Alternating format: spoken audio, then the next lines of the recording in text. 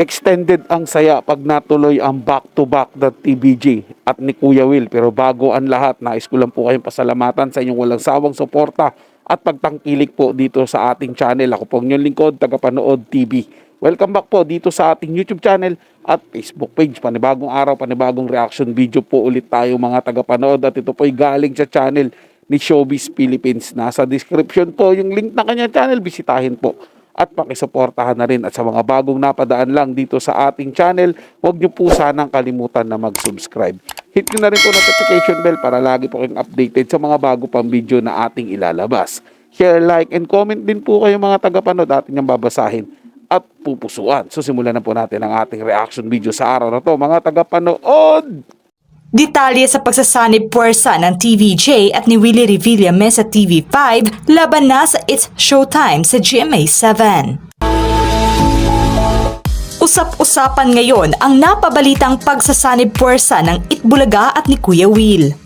Magiging back-to-back na umanong mapapanood ang dalawang bigating programa sa iisang istasyon ng TV5.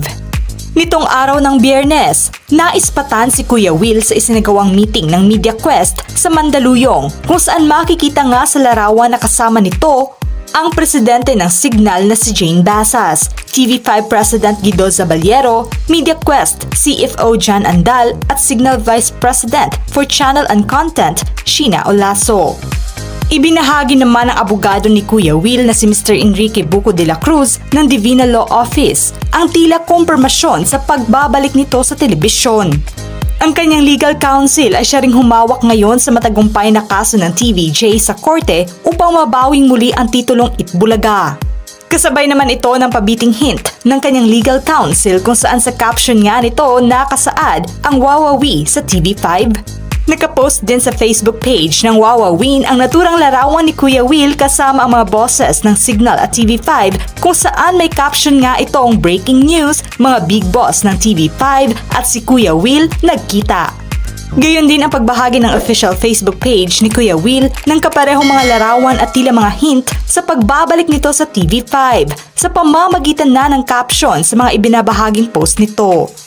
Sa inilabas na impormasyon ng Billionaire.com, inaasahang pipirma ng kontrata si Kuya Will sa TV5 upang mag-co-produce ito ng isang variety game show sa time slot na 2:30 hanggang 4:30 ng hapon. Ayon sa source na nais umanong punuin ng TV5 ng magagandang programa ang kanilang istasyon para na sa kanilang manonood simula na sa pagtutok ng mga ito sa longest running noontime show na Itbulaga ng TVJ hanggang sa inaasahang bagong programang niluluto ni Kuya Will. Dagdag pa sa naturang impormasyon na isa umano itong magandang estratehiya ng istasyon upang pantayan ang napabalitang paglipat ng It's Showtime sa GMA7. Matatandaang naging tahanan na rin noon ni Kuya Will ang TV5 kung saan ito ang kanyang naging bagong tahanan matapos siyang umalis noon sa ABS-CBN taong 2010. Sa kabilang banda naman ay naging matunog nga ang pagbabalik umano ng programa nitong Wawawi na siyang orihinal na pangalan ng kanyang programa since 2005 sa Kapamilya Network. Simula pa lamang buwan ng Hulyo nakaraang taon ay mainit ng usap-usapan ang pagbabalik telebisyon ng programa ni Kuya Will. Matapos na hindi naging matagumpay ang pag-ere ng kanyang programa noon sa All TV at ang naudlot na partnership nito sa PTV4. Tila ngayon ay posibleng tuloy na nga ang pagbabalik telebisyon nito sa TV5. Komento pa ng mga netizens ngayon na naangkin ng TV5 ang dalawang programang tinutukan ng karamihan kung saan panalo nga ang mga manonood nila dahil tuloy-tuloy na ang saya ng kanilang pagtutok sa telebisyon from Itbulaga ng TVJ hanggang sa Wawawin show ni Kuya Will. Ano ang masasabi nyo sa paksang ito mga ka-showbiz peeps? Just comment below. Sobrang panalo po dito mga tagapanood. Yung mga manonood talaga, yung mga nag-aabang po, ng mga gusto nilang makapanood ng mga bagong variety show, mga game show, yung mga nagbibigay po ng papremyo, yun po. Sobrang panalo po yun, yung mga manonood na nag-aabang po ng ganon. Di siyempre nga po, nanonood ka na, nag-i-enjoy ka na, may pag-asa ka pa pong manalo. Diba? Kasi may mga lucky home partner po yan, si Kuya Will, ganun yan.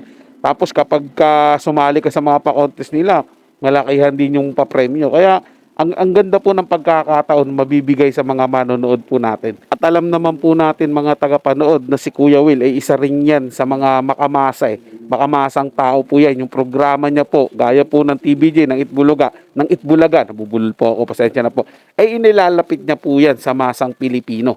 Yun po yung mas pinapasaya at binibigyan ng halaga ni Kuya Will. Kaya jackpot po tayo dyan, mga tagapanood. At syempre, jackpot din po yung TV5. Kasi syempre, mas aangat po yung channel nila sa mga gusto nilang mangyari sa channel nila na magkaroon ng iba't ibang programa na aabangan po ng mga manonood ng TV5, nung tumatangkilik po sa TV5. So napakagandang ano po yan mga tagapanood, pag natuloy, napakagandang sinyalis po yan na marami po tayong aabangan ngayon sa TV na may nakakatuwa at may papremyo pa po. Siyempre back to back, TVJ, Itbulaga, Kuya Will, Wawawin. O, di ba? Saan pa po kayo? Siyempre TV5 na po. Na-excite po ako dyan mga tagapanood. Parang gusto ko magsimula na po agad sila.